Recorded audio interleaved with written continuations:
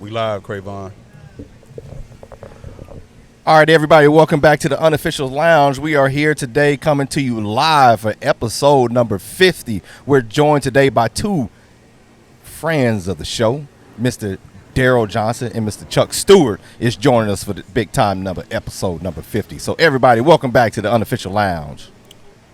Hello. What's up, everybody? Welcome to the show. You breaking up, man. I'm breaking up.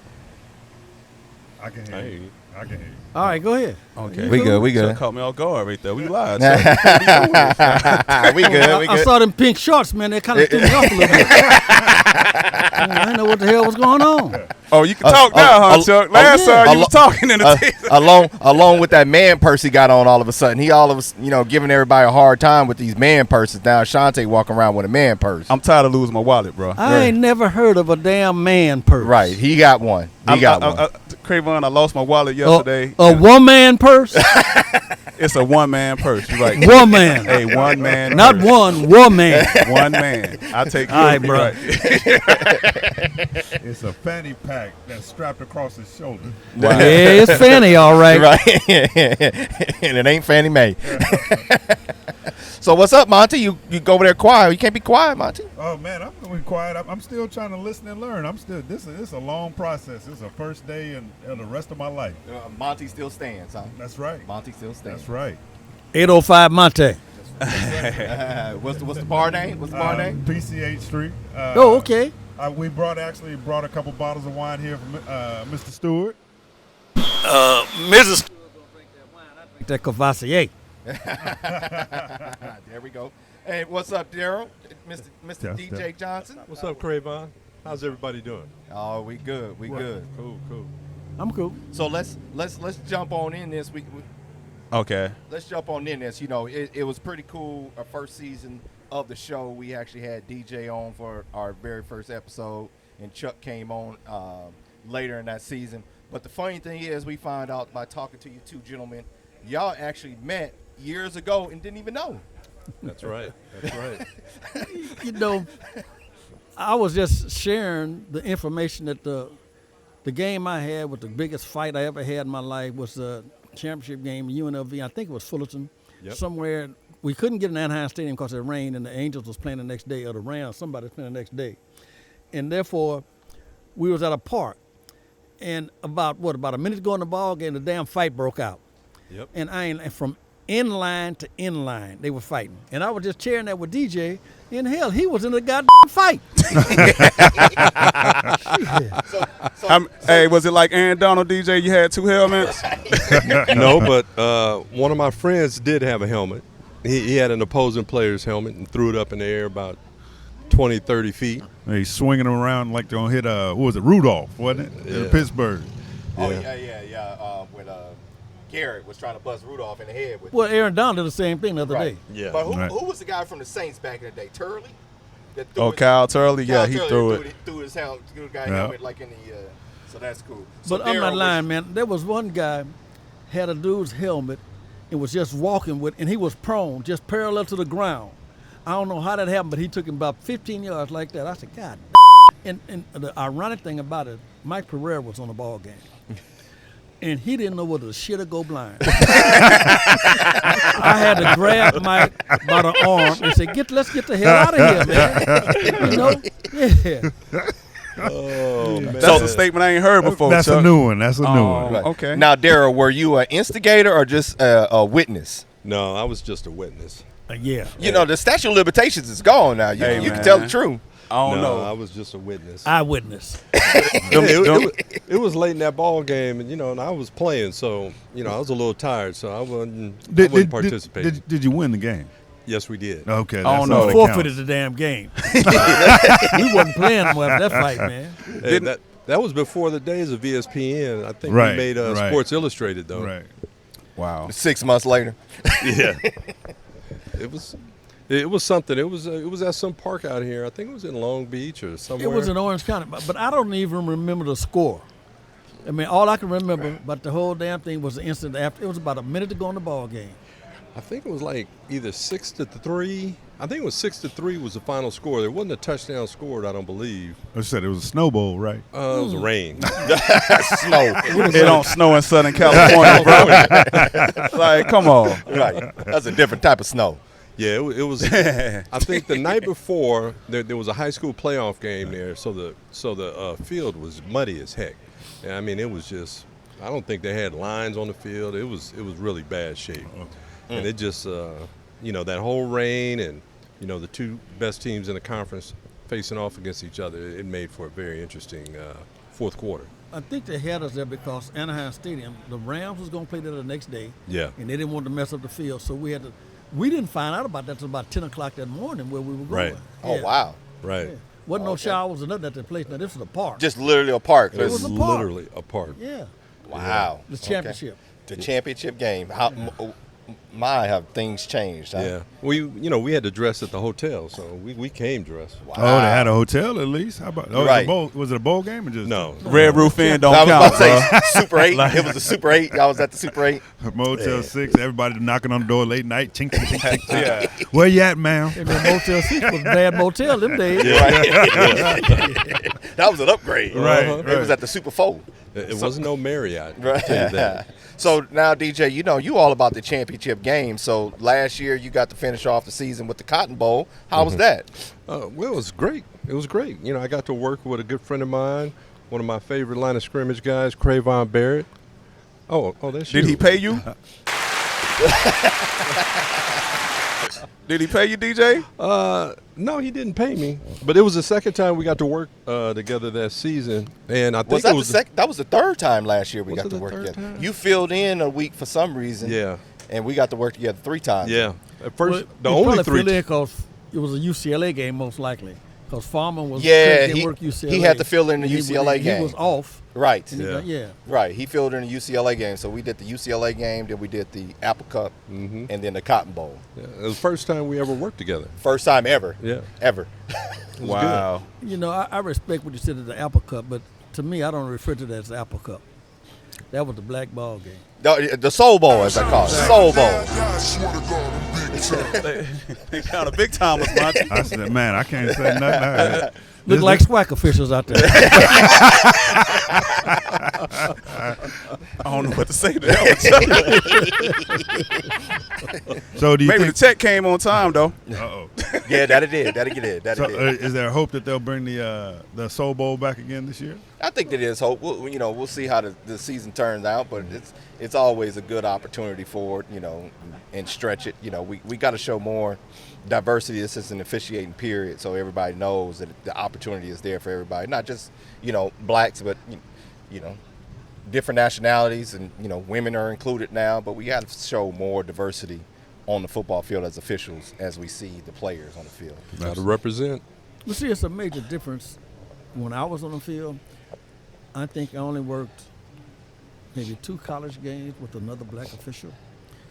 I was walking around at Kansas State with a brother that was umpire from the Big 8. Those days we did split crews. And he said, we making history. I said, no, how the hell we make history? He said, they have never had 2 blacks on a Big 8 ball game before.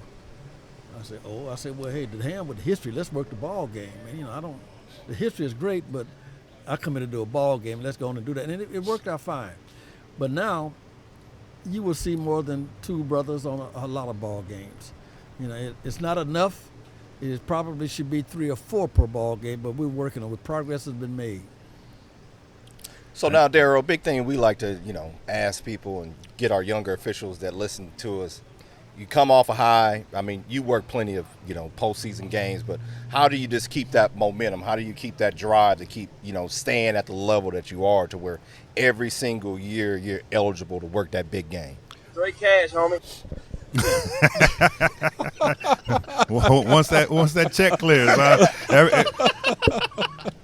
it's a little bit of inspiration.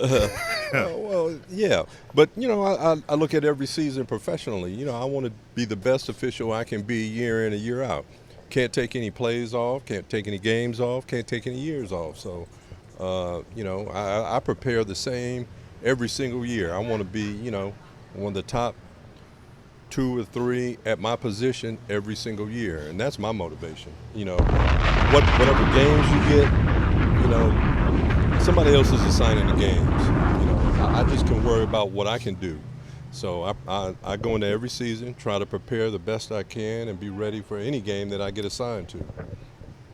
Wow. Cravon, if I went with this guy a couple of weeks ago, he very humble. But I'm going to change the subject. So how was it, Daryl, when we first interviewed you? Because I know you thought we was making this up to see the growth of the show. You were the very first episode that we led with. So what was your thoughts then? And we led with that for a reason, because of your greatness. I don't believe that. There's probably nobody else. Nobody available at the time. If we couldn't get a friend, that means we couldn't get nobody. Oh, well, I'm glad to be on the 50th show. That's right. The first and the 50th, 50 means you guys are progressing well. So that's a good thing. So, I'm glad to see you guys doing well, having a lot of good shows, a lot of good guests. And that's good, So Cravon, the question that you asked Daryl to yourself, you know what I'm saying? You stole money. You know what I'm saying? I saw you on the game. I never steal money. I work hard for all mine. That's what everybody who robbed the bank say. I work hard. I had to plan for all of this. It's a grind. It's 24 years of grinding. Ain't nothing free. Pac-12 alternate. Yeah. Semifinal game. Right. So what's your motivation going to the season now? Same as like Daryl said. I always want to be the best. I don't want anybody ever to outdo me, outrank me. It's one thing about officials. We don't have a scorecard that we can go into the game and compete, but we all compete against each other. We want to be the best in our spot, and I don't want it to be that I'm not an option for the big game. Now, if they say, hey, you don't qualify this year because you had it last year, that's fine and dandy, but not that I just didn't qualify. I always want to be there, so then when the assignments come out, my name's on the top of the list. That's really what you want to do every single year. You want to be the best. So that's something people may not know. So once you get that type of game, are you eligible to get it again next year? Well, it depends on the conference. Some conferences a little different. The conference we work for, it's a little bit. If you had that big one the year before, you most likely you may not, because we have that caliber of officials in the conference that you should have to pass the wealth around, because for years me and Daryl was head linesmen, the same position, so that's why we never got to work together. And it was me and Daryl and a few others every year competing. We was in competition. As much as I love them, it's like, hey, I want to beat you out. I want to be the best. So if it's my opportunity, it's my opportunity. But some conferences are different. So always be ready, because guess what? If you don't make yourself the option, you never can be the option. So even if you don't qualify because of, conference policy, hey, you never know. Stuff may happen. Somebody may get hurt. They're not available. Whatever the case may be, you want to make sure that you always qualify for the big one. Put yourself in a situation. Huh? Well, and you said there's no score sheet going in, but after every game, there's a score sheet coming out. Hey, there is, but we all know in this game, and Chuck can tell you, he's been on the side of it, and even at the NFL level, scores can become what they want to, right? You can do anything with math. It just depends on who grade and so on, but you just got to put yourself there every single year and let the score fall where they fall. You see, unfortunately, people, when you get scores and grades, 90% of people look at the downgrades. They don't look at I make it a point when I evaluate a ball game, for every one downgrade that I give at least 3 positive comments. But no one ever looks at the comments. All they concern themselves with is the downgrades. Downgrades are important. I respect that. But what you should do with the downgrades is take them and learn from the downgrades, so you don't get the same damn thing again the next following week. Sure. But take a look at the positive things and say, okay, I did this well. I might have missed this one time, but there's, for every one negative, there's at least 3 or 15 positive on the whole grading. And, no one really gets more than 2 downgrades per ball game. I just don't believe in that. So let me pose a question to you, Chuck. As a supervisor, you got these 2 guys. So what's your expectation of them going into the season, knowing that to be the best damn ones they can be? Okay. And that's for everybody that you supervising? Exactly. These 2 were at the top last year. I expect them to be there again this year. If they Okay. don't, they did something wrong, and I did something wrong. But it does not mean that they're going to also get the top game again the following year. You know, Right. it goes around. Pinstripe Bowl, here they come. Ooh, it's a little cold there, baby. A little cold there, baby. Give me some blooming onions and Outbacks. Oh man. Hey, they can't get that Popeyes in the Bahamas. You know what I'm saying? Hey, give me that Bahamas Bowl, right? Yeah. Give me that Bahamas Bowl. But hey, It's more official on the field than the people in the stands. right. We talked to somebody that had the Bahamas Bowl game, and they said it was no Popeyes nowhere Yeah. in the locker room. No. Tua. Well, they can't Tua. ship the Popeyes down there.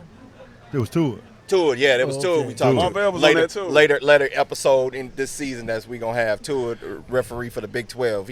He worked the Bahamas Bowl. He was like, man, there was no Popeyes nowhere. And we got to guess who we still trying to reach, Marvell.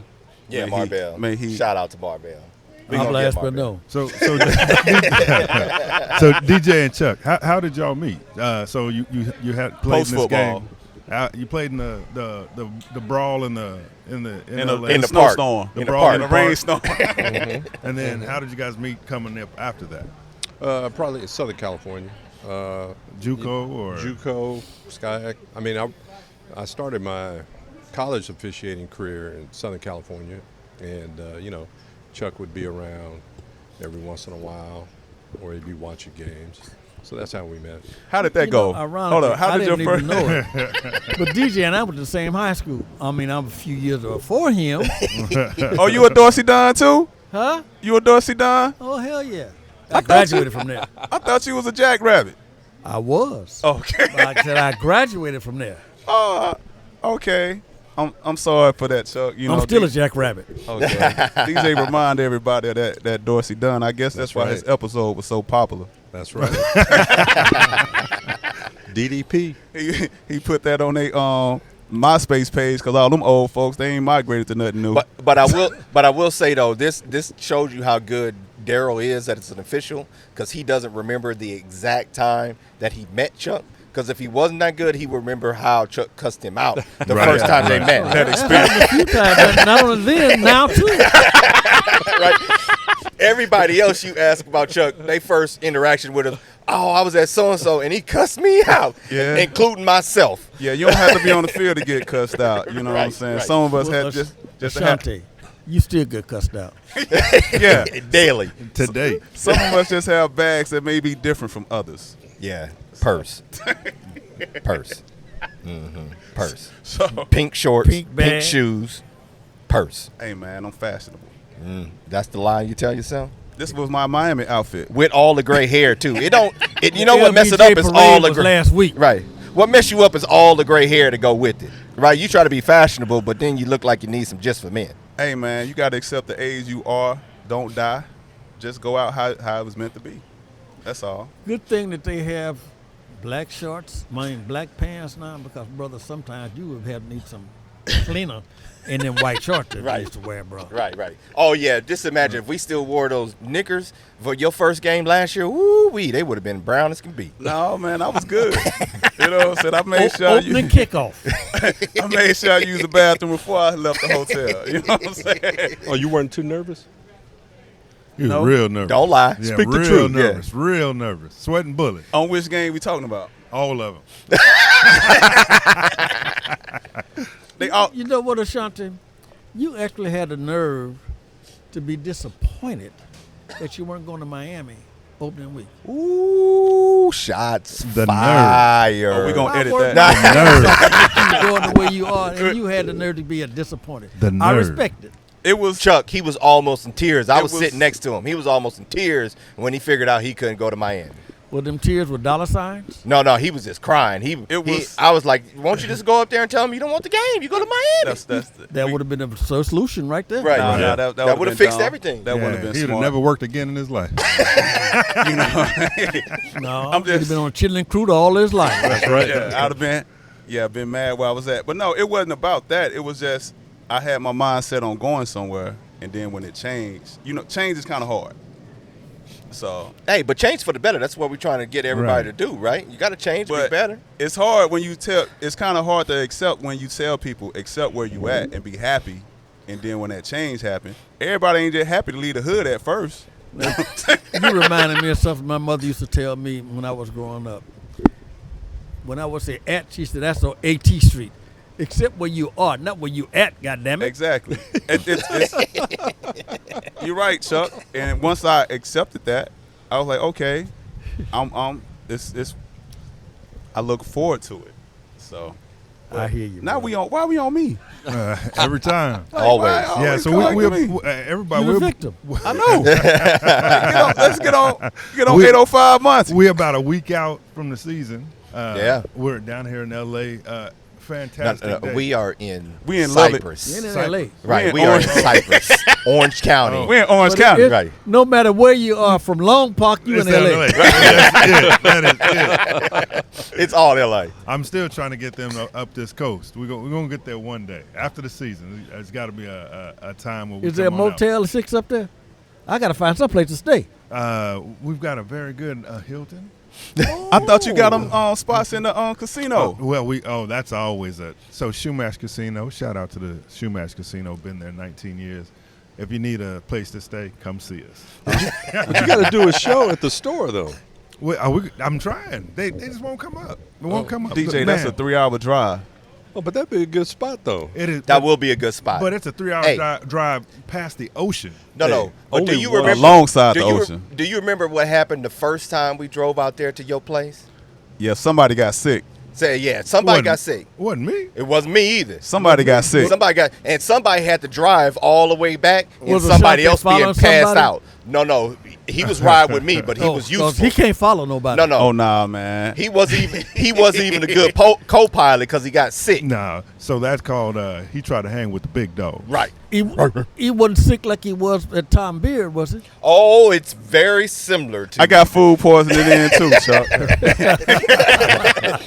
Oh, vegetables? right. Yeah, I got food poisoning. He He had had some too E. much. coli. He It had was- too much thick lettuce. It was tainted broccoli. Right. We're gonna leave it at that. Tainted broccoli. Right. Yeah, I had a 4-hour drive Broccoli tequila. with a passenger that did me no good. It was I knew how to agave. get back to the highway. Right. Exactly. Yeah, agave. That's exactly what it is. Let DJ and I ask you all a question. Got you. Since you've incorporated this podcast, what has been the positive and the negative that you've received from doing this? Monty.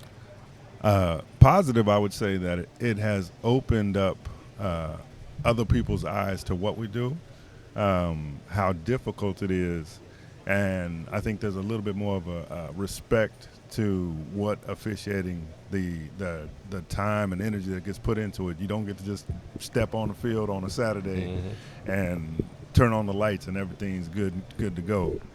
I would say the negatives in some arenas has been that we do have to kind of be out front as an unofficial spokesman for officiating for football, and Why is that a negative? well, because there are some people that are in charge that don't appreciate us being on Instagrams, on social media to the extent we are. But that's a way of life these days. Yeah, it's definitely the way of life, and I would say Not when you posting the coin toss, Cravon. but I would say the positive has been, especially, we talked about in our little teaser that we dropped for everybody.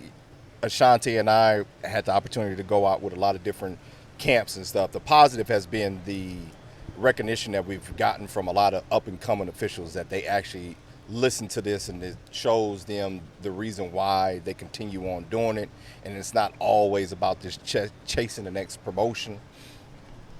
I haven't really seen any negatives for it. I think it's been great exposure for everybody, great opportunity for everybody, but it's really just enlightening people to guess what? It's everybody's story is different. That doesn't make your story right or wrong. It doesn't make your path. It didn't make Daryl's pathway up harder than mine's or easier than mine's. It was just different. And that's where everybody has to understand is that we all go through it differently, but it's just as hard for everybody, no matter what your story or your path is, getting to that next level if you want to go there. And I think that's one thing that I'm coming back to now is getting everybody to understand it. This show is not all about just moving up.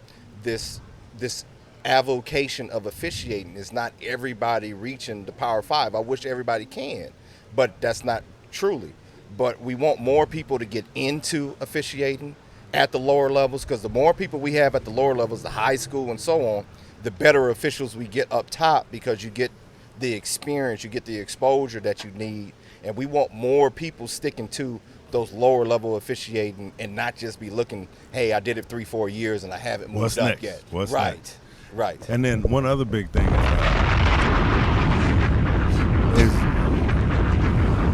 Hey, you know, he get on his pulpit, man. we need to build that church fund, Monty. What you got on it? One other thing I say is how to not make it more difficult for yourself, like Ashanti does. Hold up, bro. I've listened to maybe 90% of your podcasts, and all of them have been officials who have succeeded, basically. Have you ever thought about bringing in someone at the lower level and interviewing someone that's trying to get up to where you are at the present time? We have definitely thought about it, but we have some discussion going on as a show, you know, just as it develops and trying to find the right place to put everybody in, because we want everybody to be comfortable.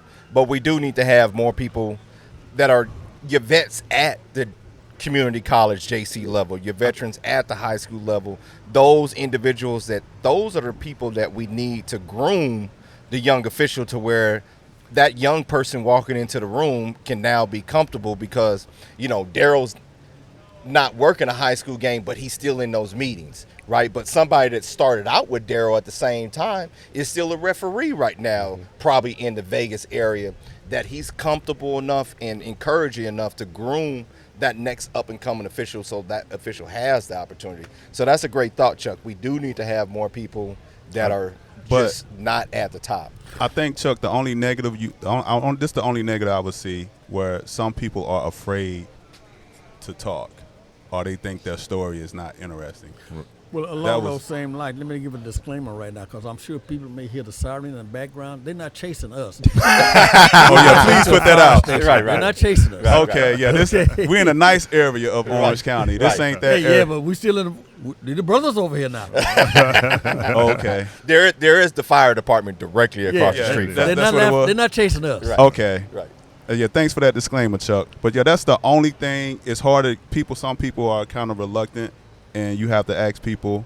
And we even have that at the Power 5 level, that you have people that are either reluctant because they're worried about what may be told from them, or you have a lot of Power 5 officials that feel like their story isn't good enough to where people want to listen, and that's kind of been our downfall. So, but yeah, so, but I think that's about it, Chuck. So, all right. So real quick before we cut it, DJ, let me ask you a question, because, you know, he's here for. How is it for you, that's kind of the elder statesman, respectfully, coming up to see a person like Chuck and the tree that he has, you know, branched out and gotten so many people in officiating?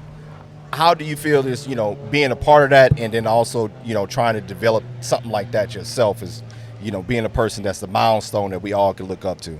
Well, that's a great testament to Chuck, you know, that he cares enough to pull people up. You know, he's pulled a lot of us, well, all of us up.